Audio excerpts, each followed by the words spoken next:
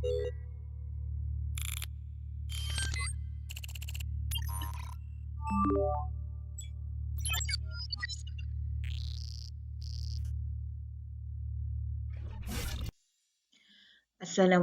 warahmatullahi wabarakatuh diucapkan kepada Encik Sadun bin Awang dan juga sahabat-sahabat yang dikasihi sekalian. Kami dari Kumpulan 1 daripada Johor Bahru ingin membentangkan tajuk pilihan kami iaitu e-voting, keperluan dan cabarannya. Okey, Kumpulan 1 terdiri daripada 6 orang. Assalamualaikum warahmatullahi wabarakatuh. Saya Diana binti Abdul Wahid. Nombor matrik saya 248922. Assalamualaikum warahmatullahi wabarakatuh dan salam sejahtera. Saya Nur Azwar Imam binti Haji Abdul Hamid, nombor matriks 249189. Assalamualaikum warahmatullahi taala wabarakatuh. Nama saya Aminah binti Sahak dan nombor matrik 257920. Assalamualaikum warahmatullahi wabarakatuh. Saya Muhammad Niazi bin Ismail, nombor matriks 257910. Nama saya Muhammad Yazid bin Ayub, nombor matrik 258010. Assalamualaikum warahmatullahi wabarakatuh. Nama saya Nur Hasina binti Hasdi, nombor matrik saya 258269. Okey, kita teruskan pembentangan kita dengan pengenalan. Dengan adanya internet di mana-mana, e-voting selalunya dipersembahkan sebagai manifestasi muktamad proses demokrasi, terutamanya apabila digunakan dalam proses pilihan raya umum. Mudahnya proses pengundian dijalankan secara elektronik yang mempunyai potensi untuk melihat lebih ramai penyertaan awam dan untuk meningkatkan accountability. Penggunaan pengundian elektronik di peringkat Dewan Undangan Negeri dan Dewan Negara bagi pilihan raya boleh dilakukan dengan kaedah yang terbaik, iaitu mobility. E-voting akan membolehkan pengundi membuang undi mereka dari lokasi yang sesuai dan bukannya dikehendaki pergi ke pusat pengundian tertentu. Yang kedua, peningkatan penyertaan. Pengundian elektronik mempunyai potensi untuk memaksimumkan peratusan keluar mengundi pada pilihan raya. Pengundian berasaskan sistem internet mungkin boleh menarik minat pengundi muda yang pada masa kini kurang berkemungkinan menggunakan undi mereka. Yang ketiga, peningkatan kecekapan dan ketepatan. Sistem berkomputer adalah dikatakan lebih cekap dan membolehkan penghantaran keputusan yang lebih cepat, terutamanya dalam pengiraan undi yang tepat. Yang keempat, ketelusan. E-voting juga dijangka lebih terbuka kepada penelitian awam. Yang kelima, e-voting. Pengundian elektronik sebagai istilah merangkumi rangkaian luas sistem pengundian. Perbezaan yang sangat asas perlu dibuat antara sistem e-voting yang dilaksanakan dalam persekitaran terkawal dan sistem e-voting yang sebahagiannya dilaksanakan dalam persekitaran yang tidak terkawal. Bagi sistem e-voting dalam persekitaran yang terkawal, ini termasuk untuk seperti undian kad tebuk iaitu imbasan optik dan DRE. Mereka dicirikan oleh fakta bahawa pengundian berlaku di tempat yang diawasi secara fizikal, iaitu oleh wakil kerajaan ataupun pihak berkuasa pilihan raya bebas seperti di pusat-pusat pembuangan undi. Yang kedua, pengundian elektronik dalam persekitaran yang tidak terkawal. Yang itu bermakna boleh membuat pengundian di mana-mana sahaja di luar pusat pengundi. Contohnya di komputer di rumah ataupun pusat-pusat komputer ICT di luar dan juga di telefon. Undian kemudiannya dihantar melalui internet yang mana selepas ini dirujuk sebagai pengundian internet jauh. Rangkaian televisyen, telefon atau telefon mudah alih. Satu lagi bentuk e-voting dalam persekitaran yang separa tidak terkawal ialah pengundian kios. Dengan ini, mesin pengundi terletak di tempat awam yang hanya sebahagiannya boleh dikawal oleh pegawai pilihan raya. Assalamualaikum warahmatullahi wabarakatuh dan salam sejahtera. Saya Nur Azwaimah binti Haji Abdul Hamid, nombor matriks 249189. Terima kasih kepada Puan Diana dan seterusnya saya akan menerangkan tentang keperluan e-voting, iaitu ia adalah tentang pengurusan proses manual pengundian di pilihan raya demokratik mengikut corak tertentu yang terdiri daripada 4 tugas. Yang pertama iaitu pentadbir. Ia berfungsi menguruskan pendaftaran berkenaan dengan penubuhan senarai pemilih yang layak. Kedua, pengesahan memerlukan semakan kelayakan bakal pengundi dan memastikan bahawa hanya pengguna sah sahaja boleh membuang undi mereka. Tugas yang ketiga iaitu pengumpul.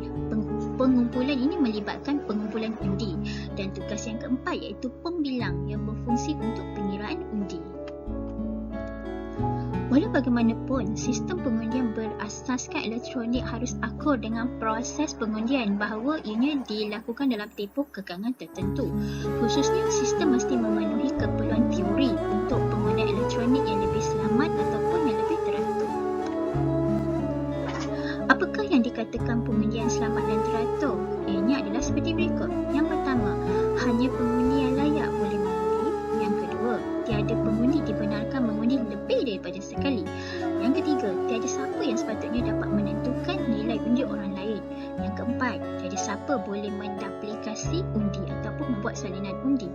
Yang seterusnya, tiada siapa boleh mengubah undi orang lain tanpa dikesan. Dan yang terakhir, pengundi boleh mengesahkan bahawa undi mereka telah dikira. Seterusnya, kita pergi kepada sifat teras dalam sistem pengundian. Keperluan e-voting ini sering diterjemahkan ke dalam sifat terperinci ataupun sifat eksplisit, iaitu tepat dan tanpa bukian kias, di mana sistem e-voting berdaya maju dan harus memiliki, iaitu sifat yang pertama, ketepatan. Sistem pengundian dianggap tepat. Jika tidak tepat, mungkin boleh mengubah undi seperti berlaku pengurangan undi yang disahkan daripada pengiraan yang akhir ataupun memasukkan undi yang tidak sah dalam pengiraan akhir. Sifat yang kedua iaitu privacy yang tidak dapat dikesan. Ini dipastikan oleh sistem yang menghalang mana-mana agensi daripada menghubungkan pengundi dengan undi yang dibuat dan tidak membenarkan pengundi membuktikan cara mereka mengundi. Sifat yang ketiga iaitu pengesahan individu dan sejagat. Individu pengesahan merujuk kepada fakta bahawa mana-mana individu boleh mengesahkan undinya diterima dengan betul. Pengesahan bahawa semua undi yang ada telah dikira dengan betul. Kepercayaan menyumbang kepada kepercayaan orang ramai terhadap sistem e-voting. Sifat yang keempat iaitu kelayakan. Sistem pengundian mesti memastikan bahawa hanya yang layak mengundi boleh mengundi dan setiap pengundi boleh membuang hanya satu kali undi sahaja.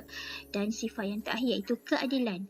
Keputusan awal tidak harus didedahkan supaya pengundi tidak terpengaruh atau dipengaruhi oleh keputusan pertengahan. Seterusnya kita lihat kepada ciri-ciri asas sistem. Di samping sifat-sifat yang wujud dalam proses demokrasi, terdapat sifat sistematik yang diperlukan untuk daya maju tentang pengundian elektronik. Ciri asas sistem yang pertama iaitu kekukuhan atau keteguhan. Sistem harus memastikan bahawa proses pilihan raya tidak dipengaruhi oleh tingkah laku yang menyalahi undang-undang atau prosedur yang salah. Yang kedua, mobility. Pengundi sepatutnya boleh membuang undi mereka di mana-mana saja tanpa kekangan geografi. Sistem hendaklah juga tersedia dan boleh diakses semasa fasa pengundian. Ciri asas sistem pengundian yang ketiga iaitu integriti. Ia merangkumi dua, iaitu pertama integriti sistem, iaitu memastikan bahawa sistem komputer mestilah kalis gangguan, dan integriti kedua iaitu integriti data, memastikan bahawa data tidak boleh diubah sesuai semasa transit, dengan erti kata lain mengelakkan dari pencerobohan. Integriti ini merujuk juga kepada penentangan pakatan sulit, di mana agensi pilihan raya tidak dapat bersekongkol untuk memperkenalkan, mengubah suai atau mengalir keluar undi dalam pilihan raya. Ciri asas sistem yang keempat iaitu kemudahan. Sistem pengundian juga harus membenarkan pengguna menghantar mereka mengundi dengan mudah, cepat dan dengan arahan yang minimal. Kemudahan diterjemahkan kepada kebolehgunaan atau kebolehpercayaan keperluan. Bagaimanapun, cabarannya adalah untuk mengimbangi kemudahan dan keselamatan sistem itu sendiri. Untuk penerangan seterusnya, saya serahkan kepada rakan Puan Aminah. Dipersilakan dengan sekenanya. Manakala 3.0 adalah peluang, risiko dan juga cabaran e-voting.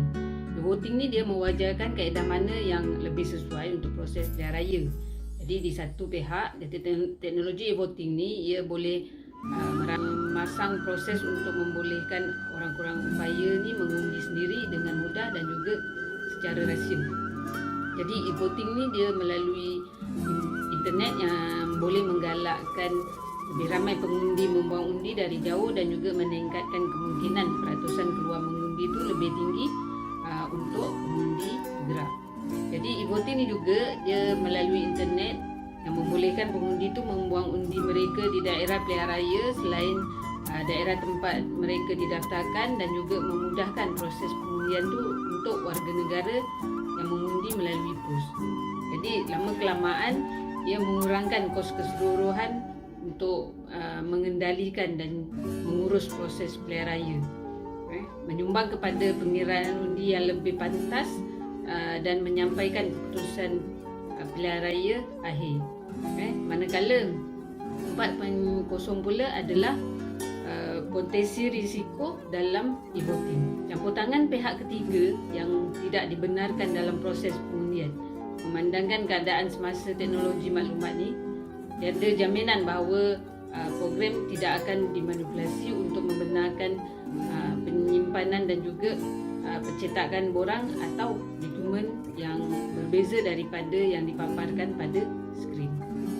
Jadi ia juga lebih suka untuk mengesan dan juga mengenal pasti punca ralat dan juga kerosakan teknikal berbanding dengan prosedur konvensional. Jadi kemungkinan sistem yang didigitalkan sepenuhnya akan gagal menghasilkan keputusan dan juga kekurangan rekod sandaran fizikal, menjadikan pengiraan semula undi itu sukar atau mustahil. 4.1 pula adalah e-voting jarak jauh. Dalam konteks e-voting jarak jauh ni, perhatian khusus harus diberikan kepada proses menjamin undian bebas dan rahsia. Hanya pengundi yang berhak yang dibenarkan membuang undi dan ini memerlukan setiap pengundi itu disahkan. Contohnya dengan menggunakan PIN number iaitu Personal Identification Number atau TAN iaitu Transaction Number atau dengan menggunakan tanda tangan digital dan hak mereka untuk mengundi disahkan. Untuk mengelakkan banyak hilangan undi itu dibuang atau juga penyalahgunaan lain, rekod mesti dibuat dan juga disemak untuk menentukan sama ada dia telah membuang undi ataupun belum. Jadi dengan sistem pengundian elektronik yang jarak jauh ni mesti ada pemisahan elektronik antara undi dan juga pengenalan undi. Assalamualaikum warahmatullahi wabarakatuh. Yang dihormati Encik Sadun bin Awang dan rakan-rakan sekalian, saya Muhammad Niazi bin Ismail, nombor matriks 257971 akan membentangkan berkenaan dengan e-voting, keperluan dan cabaran berkaitan dengan faedah serta risiko di dalam pelaksanaan e-voting. Terdapat kelebihan dan kekurangan dalam pelaksanaan e-voting yang mewajarkan sama ada ianya sesuai atau tidak untuk dilaksanakan dalam proses pilihan raya. Di antara faedah-faedah yang terdapat dalam e-voting adalah e-voting boleh memasang proses untuk membolehkan orang kurang upaya mengundi sendiri dengan mudah dan rahsia. Sebagai contoh, kertas undi audio bagi pengguna-pengundi yang cacat penglihatan. Yang kedua, e-voting dapat menyumbang kepada pengiraan undi yang lebih pantas dan pencapaian keputusan pilihan raya terakhir, terutama dengan sistem pilihan raya yang agak rumit. Yang ketiga, e-voting juga membolehkan kertas undi yang rumit boleh dibentangkan dengan lebih mudah dan pengurangan ralat. Yang keempat, e-voting dapat meningkatkan pencegahan penipuan di pusat mengundi dan semasa penghantaran dan penjadual keputusan. Sebagai contoh, e-voting juga dapat mengurangkan campur tangan pihak-pihak tertentu di dalam proses pilihan raya. Yang kelima, e-voting dapat mengurangkan masa pekerja mengundi, just post serta kos pencetakan. Yang keenam, e-voting membolehkan pengundi jarak jauh membuang undi mereka di daerah pilihan raya yang telah ditentukan. Yang ketujuh, e-voting boleh mengurangkan undian keluarga, penjualan undi berbanding dengan undian pos. Terdapat beberapa risiko jika pelaksanaan e-voting dijalankan. Di antaranya adalah e-voting boleh menimbulkan risiko manipulasi secara berskala besar oleh kumpulan kecil orang dalam. Yang kedua, e-voting juga akan menyebabkan lebih sukar untuk mengesan dan mengenal pasti punca ralat dan kerosakan teknikal. Yang ketiga, kemungkinan sistem digital sepenuhnya akan gagal menghasilkan keputusan dan kekurangan sandaran fizikal. Yang keempat, keperluan pensijilan sistem, yakni tahap piawaian antarabangsa yang perlu dipersetujui secara meluas.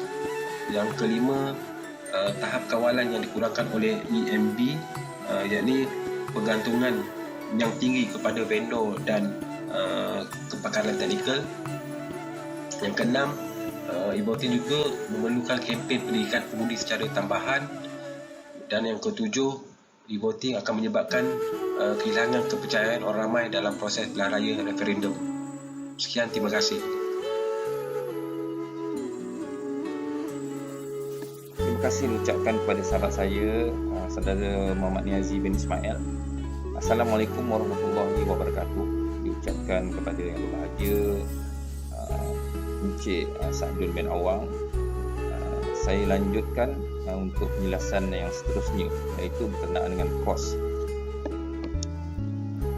Kos e-voting dinilai secara kontroversi. Ianya berlaku apabila pengundian DRE ataupun kios dan sebarang bentuk pengundian melalui internet. Pendatang e-voting berpendapat bahawa kos pemerolehan dan penyelenggaraan sistem e-voting ni lebih tinggi berbanding daripada sistem pengundian secara tradisional. Lebih-lebih lagi bila e-voting tidak ditawarkan sebagai saluran undian yang unik, tetapi hanya sebagai satu saluran pengundian secara alternatif. Pendapat lain juga berpendapat dari semasa ke semasa e-voting ni akan mengurangkan kos keseluruhan untuk mengendalikan dan menguruskan proses pilihan raya atau pungutan suara, terutamanya jika kos percetakan dan kos pos dapat dijimatkan. Rangkaian penaklukan ketiga adalah berdasarkan andaian bahawa kos itu adalah tidak relevan selagi peratusan keluar mengundi boleh dipertingkatkan atau keboleh capaian proses pengundian untuk rakyat, terutamanya pengundi kurang upaya atau warga negara yang tinggal di luar negara boleh dipertingkatkan. Kos tidak berulang. Ia terbagi kepada 5. Yang pertamanya adalah perisian. Pembangunan sistem e-voting ni, iaitu pembangunan dan ujian ini, kos perolehan dan kos pemasangan untuk perisian tambahan, perisian keselamatan, perisian pangkalan data dan juga yuran lesen, iaitu pelbagai lesen untuk perisian dan penghantaran. Keduanya, infrastruktur IT. Kos perolehan dan kos pemasangan untuk infrastruktur IT pusat untuk sistem e-voting, iaitu seperti pusat komputer, pelayan, war room, rangkaian kos pembinaan infrastruktur untuk pusat komputer dan sebagainya. Kos perolehan dan kos pemasangan untuk infrastruktur IT di sentral untuk e-voting. Perisian ini perlu keras dan cukup terkawal, dan tambahan contohnya pengimbas. Yang ketiganya, daftar pemilih iaitu senarai pemilih. Kos pembangunan dan perolehan untuk asas tarikh senarai pemilih. Keempatnya adalah kelarasan sistem. Pembangunan lanjut sistem e-voting iaitu pembangunan dan ujian perisian e-voting tersebut. Kelimanya adalah pensijilan. Kos pensijilan sistem e-voting terpaksa dibentuk oleh atau diberikan kepada badan luar. Seterusnya adalah kos pelaburan berulang tahunan. Sistem e-voting iaitu kos operasi yang merupakan kos penyelenggaraan dan perlesenan perisian e-voting. Kos pengendalian infrastruktur IT e-voting merupakan kos penyelenggaraan pusat komputer, pelayan, rangkaian dan lain-lain. Audit keselamatan luaran memerlukan kos ujian penembusan, pengauditan, kumpulan kerja dan mengiringi dan lain-lain.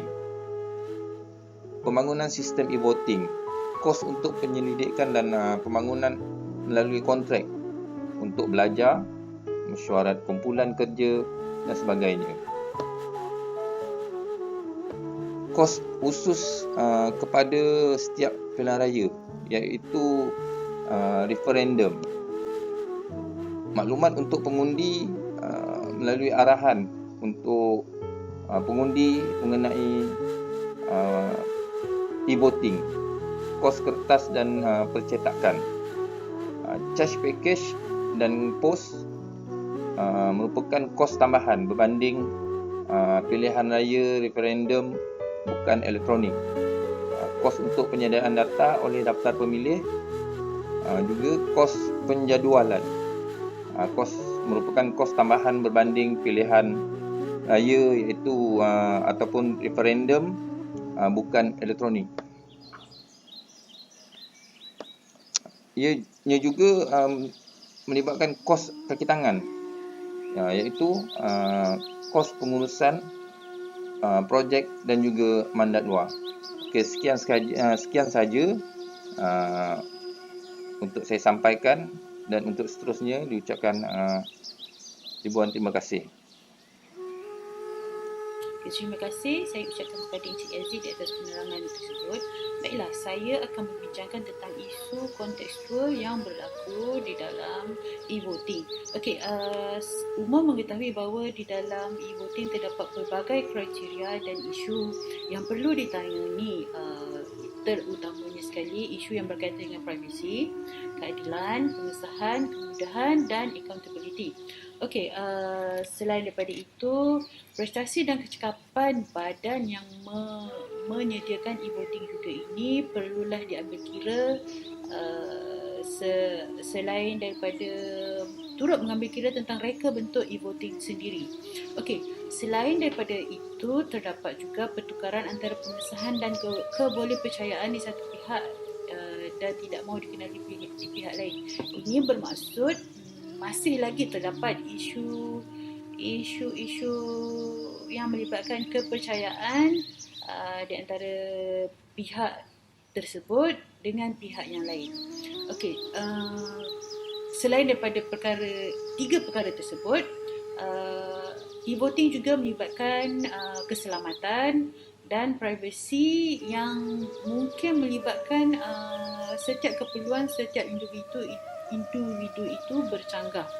Okey, selain daripada isu-isu tersebut, terdapat juga sebahagian isu lain yang perlu ditangani, seperti isu integriti, keteguhan dan perkara-perkara lain yang memberikan siasatan lanjut. Perkara-perkara tersebut seperti pendaftaran dan pengesahan pengundi, penerimaan dan pengesahan yang juga biasanya kita perlu ketahui mengenai pengundi, saluran tanpa nama, kekukuhan sistem e-voting tersebut dan juga integriti sistem e-voting itu sendiri. Okey, hasil daripada perbincangan, kami mendapati bahawa e-voting telah bermula pada tahun 2004 lagi. Okey, semenjak daripada itu, teknologi maklumat dan komunikasi telah berkembang dengan pesat. Namun, didapati juga beberapa negara yang memperkenalkan e-voting pada tahun 2004 telah ditinggalkan jauh ke belakang. Okey, namun selain daripada itu, terdapat juga negara-negara lain yang mempunyai pengalaman melalui penggunaan e-voting ini. Okey, walaupun beberapa keperluan asas tidak berubah, banyak aspek telah berkembang semenjak daripada itu. Okey, satu perkara yang menjadi sangat jelas, ramai yang berpendapat bahawa penggunaan ICT dalam pilihan raya dan pemungutan suara bermaksud menggantikan beberapa langkah yang dijalankan secara tradisional selama ini, iaitu melaluinya juga pengenalan cara elektronik dalam kebanyakan kes adalah disertai dengan perubahan budaya dalam pengurusan pilihan raya serta perubahan cara pengundi melihat proses pilihan raya. Okey, e-voting juga seiring dengan cabaran yang sangat khusus dan penyelesaian khusus yang perlu ditangani dari perspektif bebas. Fokus e-voting yang dikemas kini telah banyak berubah dengan mengambil kira beberapa perkara. Contohnya, ia menumpukan pada penggunaan cara elektronik dalam proses pembuangan undi secara eksplisit dan mengecualikan proses pengiraan undi. Okey, fokus yang dikemas kini termasuk penggunaan cara elektronik dalam langkah membuang, mengira atau merekod undian. Oleh itu, perkara ini telah menyerlahkan kerumitan penggunaan sistem e-voting dan keselamatan yang wujud serta isu yang timbul daripada sistem yang teragih. Okey, sistem yang telah dicadangkan ini telah berjaya menangani banyak perkara dalam yang terdapat di dalam isu-isu e-voting dan juga masalah yang berkaitan dengan integriti, pendaftaran dan khususnya pengesahan. Okey, keperluan untuk menyelaraskan pengenalan dan tidak mahu dikenali satu pihak dan keboleh tentu susahan dan tidak mahu dikenali sebaliknya mungkin menjadi faktor penentu dalam penggunaan e-voting yang lebih luas.